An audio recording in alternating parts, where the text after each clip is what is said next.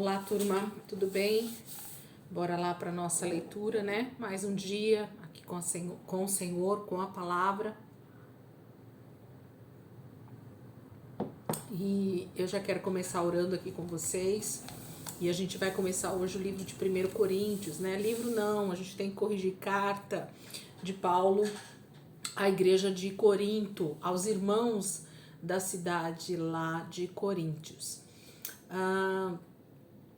Vamos orar. Senhor, eu quero te agradecer, Pai, por esse momento, por esse dia, por mais um dia que o Senhor tem nos dado, com saúde, com paz, com alegria. Obrigada, Senhor, por essa semana que já vai avançando.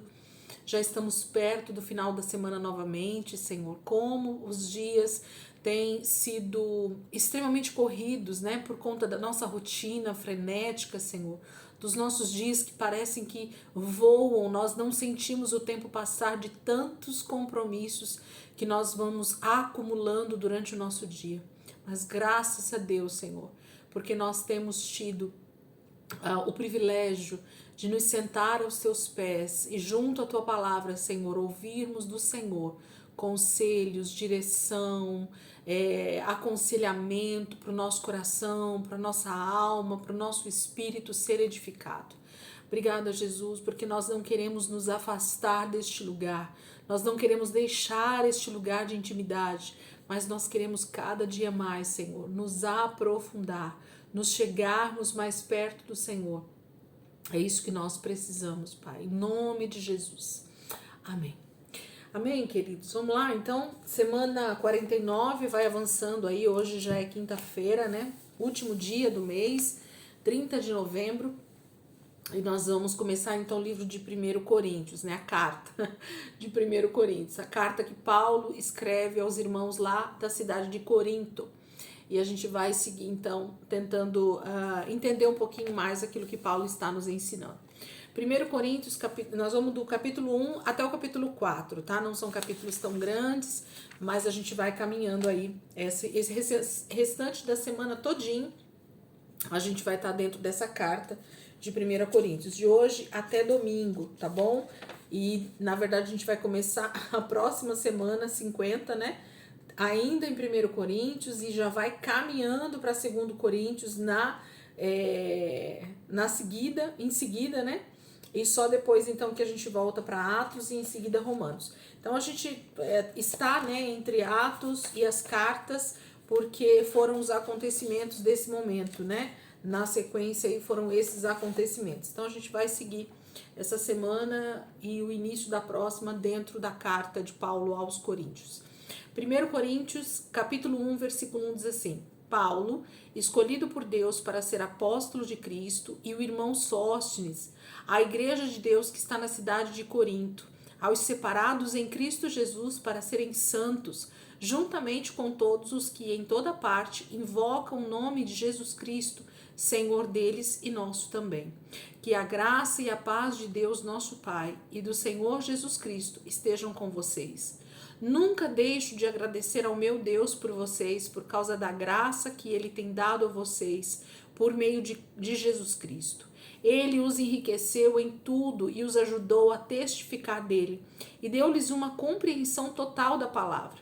O que eu lhes disse que Cristo podia fazer por vocês foi confirmado entre vocês. Agora, vocês desfrutam de toda a graça e todas as bênçãos, de modo que não falta nenhum dom espiritual a vocês.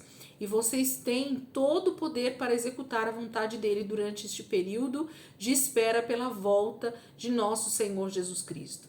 E ele garante até o fim que vocês serão considerados isentos de qualquer pecado ou culpa naquele dia, quando ele voltar. Certamente Deus é fiel e foi ele quem os convidou a essa maravilhosa comunhão com o seu Filho Jesus Cristo, nosso Senhor.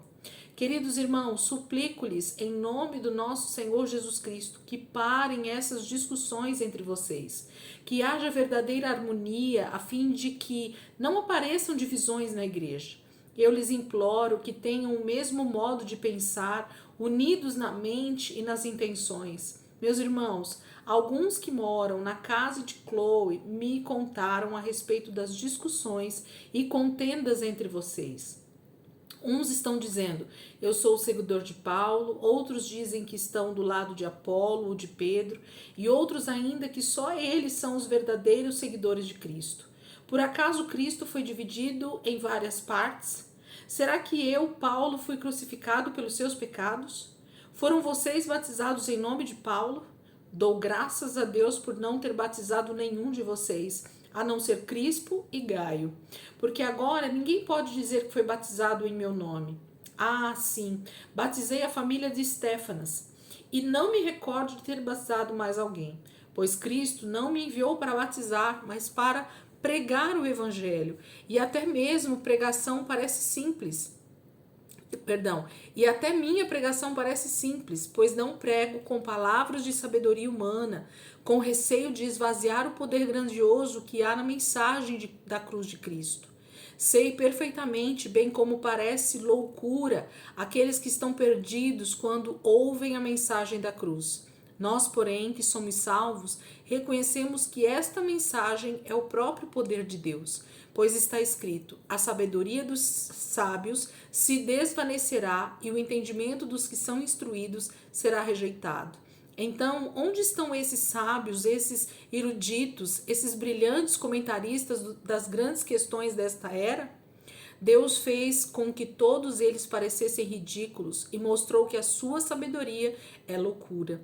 Deus, em sua sabedoria, providenciou para que o mundo nunca encontrasse a Deus através da sabedoria humana.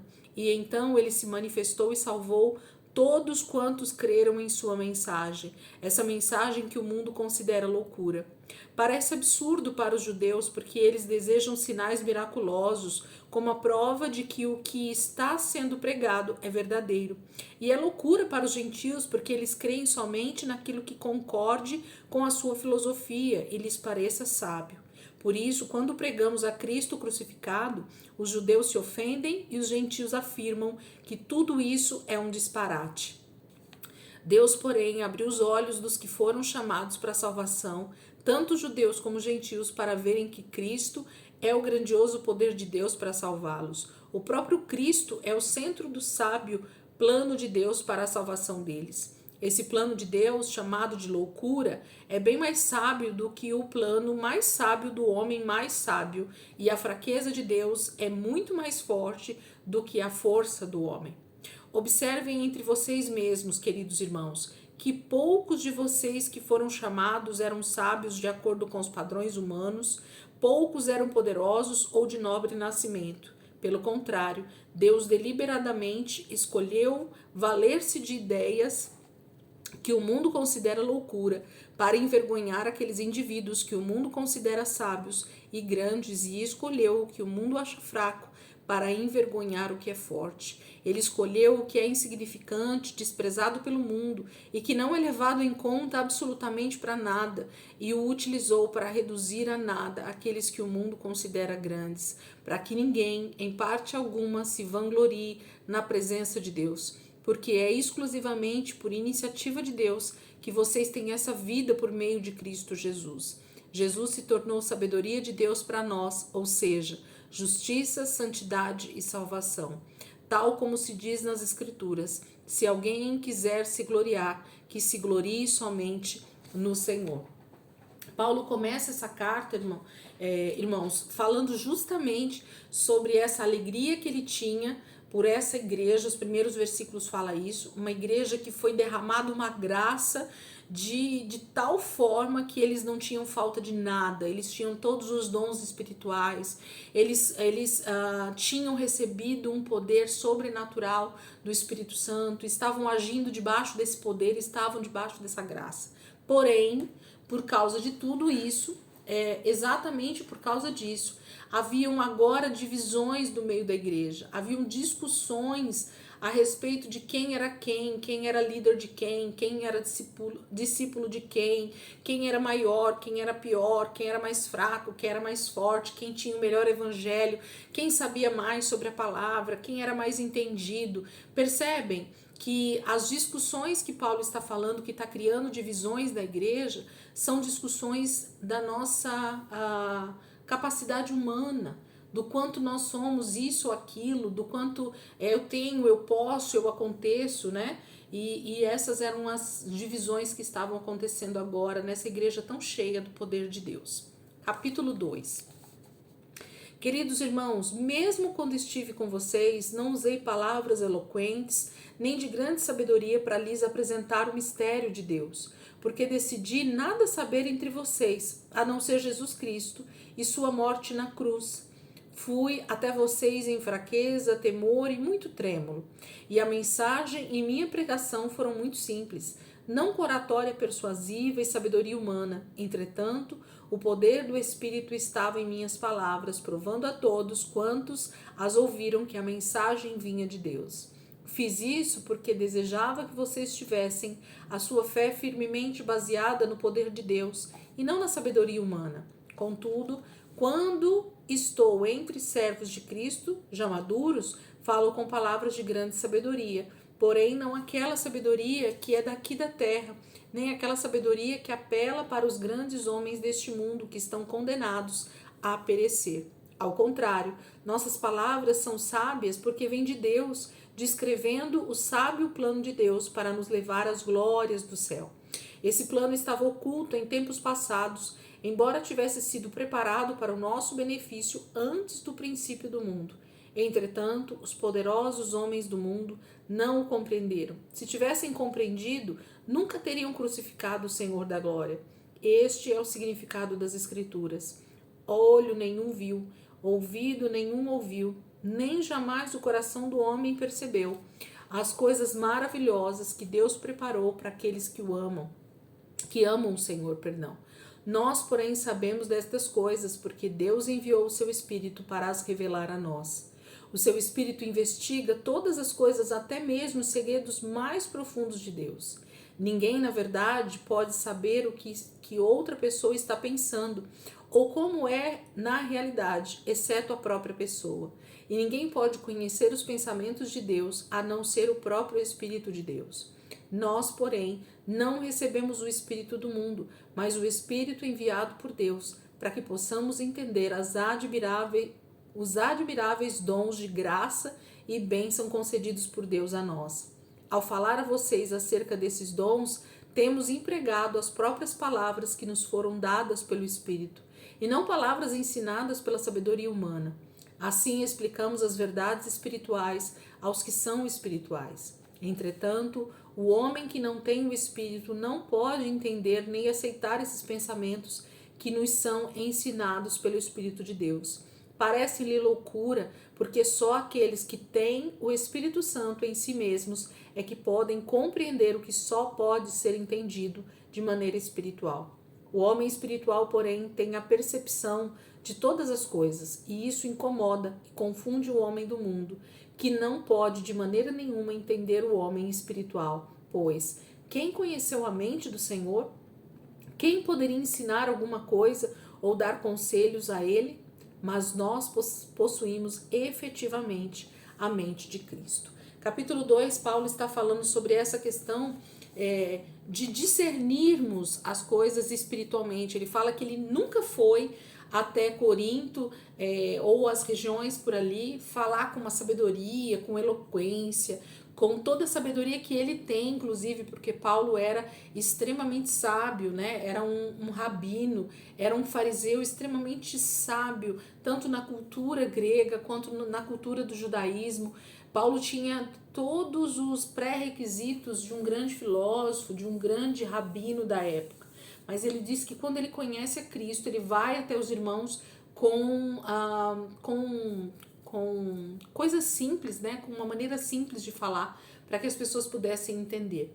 E ele fala depois que, inclusive essas coisas simples, se as coisas espirituais não forem faladas para pessoas que também têm o mesmo espírito, realmente para essas pessoas que não têm o espírito vai parecer loucura. Então, assim, a questão da igreja ou das pessoas não entenderem muitas vezes a palavra de Deus tem a ver com duas questões. A primeira é a falta realmente de desejo, né, por conhecer mais a Deus, então se aprofundar na palavra. A segunda é porque tem pessoas que nem nasceram de novo, de verdade, e elas realmente tentam entender a palavra e não vão entender, porque somente o homem que tem o Espírito Santo dentro de si, que nasceu de novo, é que pode compreender as coisas espirituais de Deus. Então, a gente precisa desejar realmente esse novo nascimento, desejar essa vida de Deus dentro de nós, através do Espírito Santo, para que a gente possa entender as Escrituras. Capítulo 3. Queridos irmãos, estou lhe falando como se vocês ainda fossem apenas criancinhas, que não estão seguindo ao Senhor como deveriam, mas os seus próprios desejos. Não posso falar-lhes como falaria a homens fortes, cheios do Espírito. Eu os tenho nutrido com leite e não alimento sólido, pois vocês não podiam digerir nada mais forte. E mesmo agora vocês ainda precisam ser alimentados com leite. Vocês ainda são homens de primeira infância, controlados por seus próprios desejos e não pelos de Deus. Quando vocês sentem inveja uns dos outros e se dividem em grupos que guerreiam entre si, isso não é prova de que vocês ainda são crianças que só querem fazer a sua própria vontade? Pois se entre vocês há pessoas que dizem eu sou de Paulo ou eu sou de Apolo, então estão agindo como pessoas mundanas. Afinal de contas, quem é Apolo? Quem é Paulo? Ora, nós somos apenas servos de Deus, e com nossa ajuda é que vocês vieram a crer conforme o ministério que o Senhor deu a cada um de nós. Meu trabalho foi o de plantar, o de Apolo foi regar, porém foi Deus e não nós quem fez crescer. De modo que a pessoa que planta ou rega não é muito importante, mas sim Deus é que é importante, porquanto é Ele quem realiza o crescimento. O que planta e o que rega têm o mesmo alvo, e cada um será recompensado pelo trabalho que cada um realizou, pois somos apenas colaboradores de Deus. Vocês são lavoura de Deus e edifício de Deus. Deus, em sua graça, ensinou-me a ser construtor sábio. Eu assentei o alicerce e o outro construiu sobre ele. Entretanto, aquele que constrói sobre o alicerce precisa tomar muito cuidado como constrói, porque ninguém pode colocar qualquer outro alicerce além do que já está posto, que é Jesus Cristo. No entanto, existem vários tipos de materiais que podem ser usados para construir sobre esse alicerce.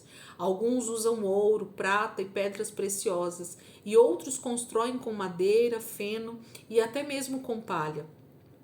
Está prestes a chegar um tempo de prova, no dia de Cristo, para verificar que tipo de material cada construtor usou.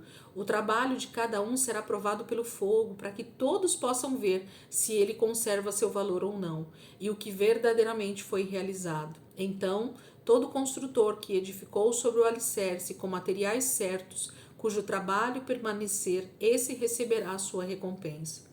Entretanto, se o que alguém construiu queimar-se, ele terá um grande prejuízo. Ele mesmo será salvo, mas como um homem fugindo através de uma barreira de chamas. Vocês não compreendem que todos juntos são a casa de Deus e que o Espírito de Deus vive em vocês, em sua casa? Se alguém desonrar e estragar a casa de Deus, Deus o destruirá, porque a casa de Deus é santa e limpa, e vocês são essa casa.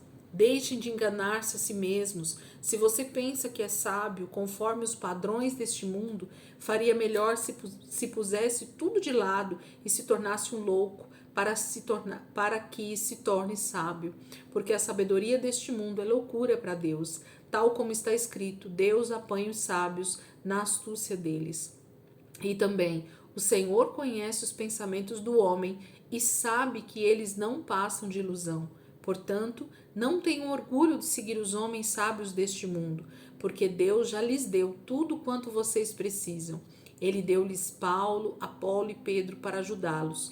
Ele deu-lhes o mundo inteiro para usarem. A vida, a morte, o presente, o futuro, tudo é de vocês. E vocês são de Cristo e Cristo de Deus.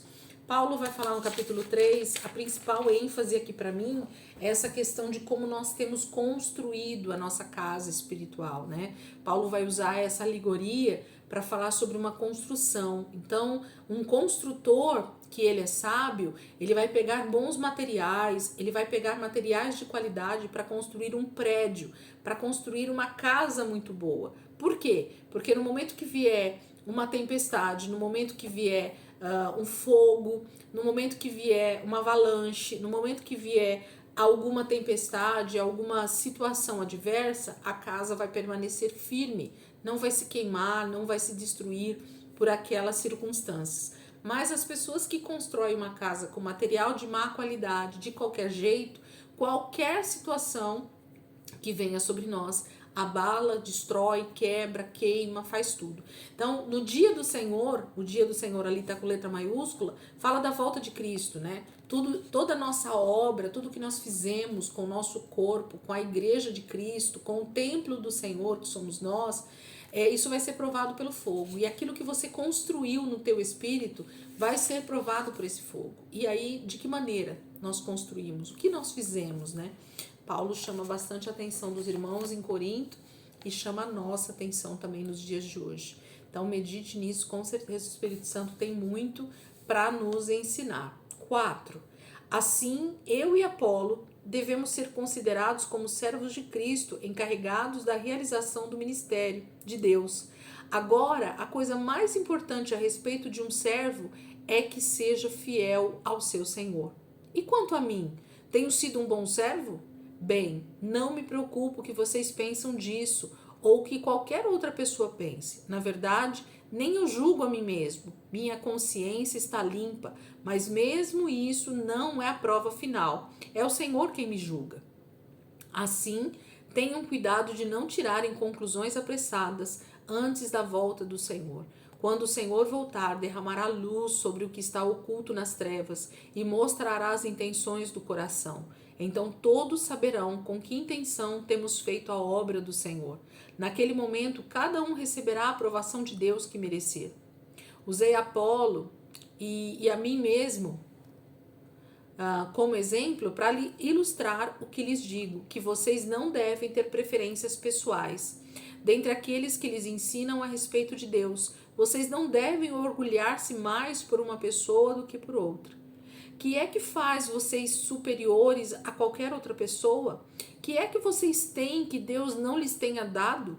E se tudo quanto vocês têm vem de Deus, por que proceder como se fossem tão grandes e como se tivessem realizado algo por si mesmos? Parece que vocês pensam que já têm tudo o que precisam, já são ricos, vocês já se tornaram reis, deixando-nos para trás. Eu gostaria que na realidade vocês já estivessem em seus tronos, pois quando aquele momento chegar, podem estar certos de que nós também estaremos lá, reinando com vocês. Por vezes, penso que Deus nos colocou a nós, os apóstolos, em último lugar, como prisioneiros prestes a ser executados, postos como espetáculo para o mundo, tanto diante de anjos como de homens. Por causa de Cristo, nós somos loucos, mas sem dúvida vocês todos são sensatos. Nós somos fracos, mas vocês são fortes. Vocês são bem considerados e nós desprezados. Até esse momento temos passado fome e sede, sem roupas suficientes para nos aquecermos, temos sido tratados brutalmente, sem um lar que nos pertence, temos trabalhado sem descanso com nossas próprias mãos, a fim de ganhar a vida. Temos abençoado aqueles que nos amaldiçoaram, temos sido pacientes com aqueles que nos perseguem, temos respondido com mansidão quando se dizem coisas más a nosso respeito que não eram verdades. Até agora somos como a sujeira debaixo dos pés, como lixo do mundo. Não lhes estou escrevendo sobre essas coisas para envergonhá-los, mas para advertir e aconselhá-los como a filhos amados. Ainda que vocês possam ter 10.000 outros tutores para ensiná-los a respeito de Cristo, lembre-se que vocês não têm muitos pais, porque fui eu quem os gerei por meio do Evangelho em Cristo Jesus. Portanto, suplico-lhes que sejam meus imitadores. É exatamente por esta razão que eu lhes estou enviando Timóteo. Ele é meu filho amado e fiel no Senhor. Ele recordará a vocês a maneira de viver em Cristo Jesus, segundo o que eu ensino em todas as igrejas e em qualquer lugar aonde eu vou. Eu sei que alguns de vocês se tornaram arrogantes, como se eu não fosse mais visitá-los. Porém, eu irei, e dentro em breve, se o Senhor me permitir. Então verei não apenas o que esses homens arrogantes estão falando, mas que poder eles têm, pois o reino de Deus não consiste em palavras, mas em poder. O que é que vocês escolhem? Querem que eu vá com vara ou querem que eu vá com amor e espírito de mansidão e bondade? Então, capítulo 4, Paulo está falando sobre as questões de que, ainda que eles estejam com essas divisões de Paulo, de Apolo e de tudo mais, eles estão dando ouvidos também a pessoas que estão ali no meio da igreja, que querem tomar o lugar da liderança, né, que querem tomar o lugar dos líderes ali, e querem agora se dizer mais inteligentes ou mais superiores do que Paulo, do que Apolo ou de qualquer outra pessoa.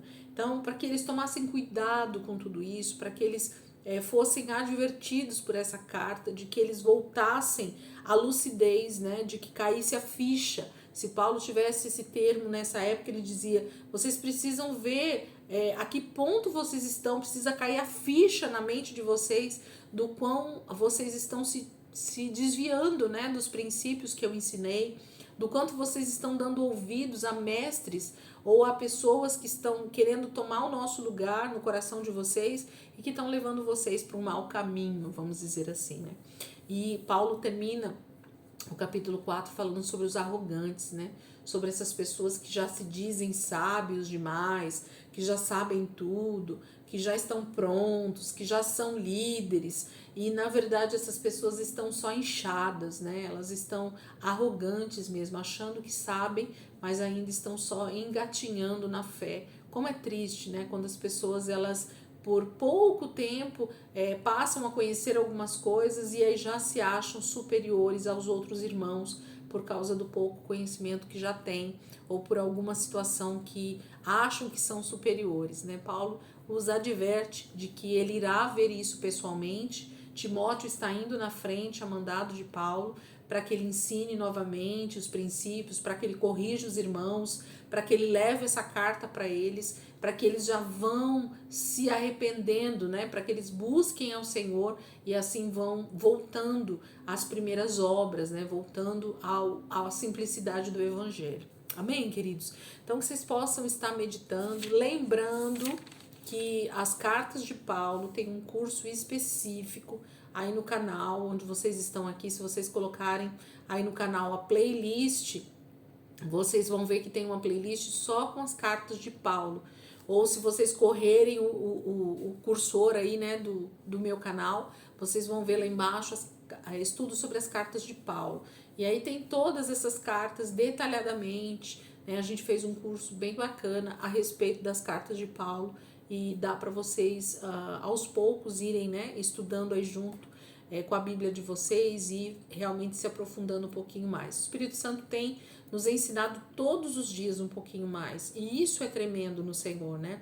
Deus não esgota aquilo que ele tem para nos ensinar nunca. Deus é infinito em sabedoria, e essa sabedoria que ele vai nos ensinando todos os dias um pouquinho mais, até que a gente seja pleno no Senhor, até que a gente esteja com ele, né, na eternidade. Então, até Jesus voltar, nós vamos continuar lendo, nós vamos continuar meditando, nós vamos continuar estudando a palavra, porque esse é um dos princípios daqueles que realmente desejam estar com o Senhor, que desejam viver eternamente com Ele, em unidade, né, conhecendo Deus a qual estão servindo. E aí, quando a gente vai buscando o Senhor no nosso dia a dia, a nossa tendência realmente é nos tornarmos mais humildes, mais compassivos, né, misericordiosos do que arrogantes, como Paulo está vendo muitos ali na igreja de Corinto se tornar.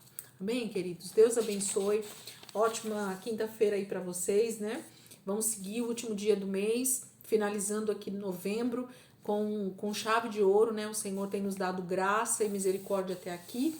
E eu tenho certeza que a gente vai continuar agora, a partir de amanhã, no mês de dezembro, debaixo dessa mesma graça, debaixo dessa mesma misericórdia, finalizando o Novo Testamento juntos aqui até o dia 31 de dezembro. Amém? Deus abençoe, ótimo dia aí para vocês. E amanhã, se Deus quiser, a gente está aqui de volta para continuar a nossa leitura em nome de Jesus.